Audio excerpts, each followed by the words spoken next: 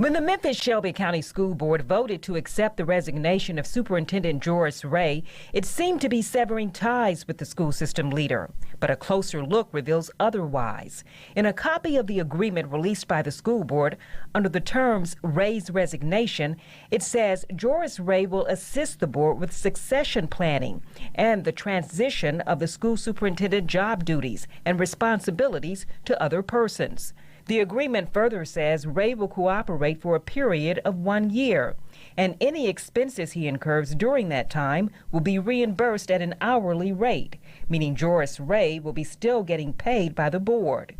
School board member-elect Amber Hewitt Garcia will be sworn in as new school board member next month. She says she's been told Ray would not be a part of the process as they move forward. We have a lot of trust to rebuild, and so I think that means understanding when it is in our best interest to have a clean break and to have a fresh start, and that would be my preference, but mostly because that's what voters have told me. Employment attorney Alan Crone was not a part of the Joris Ray negotiations, but says it is common for an outgoing person to assist with transitioning. A school superintendent deals with a host of issues that he's going to have institutional knowledge of, that much easier to pay him something hourly to get that information from him rather than reinventing the wheel.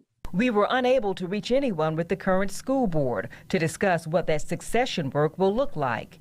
And there may be a reason. Looking further into the agreement, there is a clause where Joris Ray and his attorney or representatives agree to not publicize or discuss the settlement with the media or any website or electronic media available to the public. But not discussing the agreement means you may never hear more of the details on how this agreement was reached and what was in the now closed investigation. What was found? Is there any duty to report certain things discovered?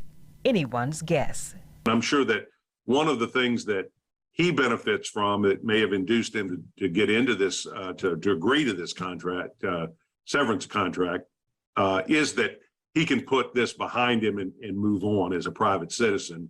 And I suspect that also motivated the board.